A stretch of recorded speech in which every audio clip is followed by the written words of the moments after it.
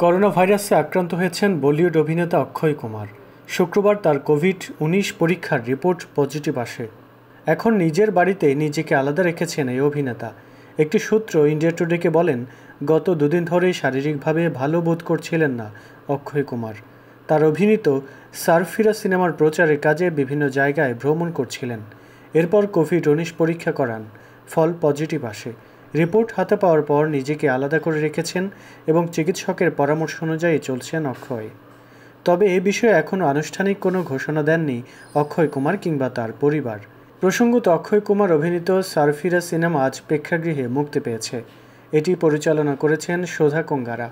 এতে অভিনয় করেছেন রাধিকা মদন, পরেশ রাওয়াল, সীমা বিশ্বাস প্রমুখ।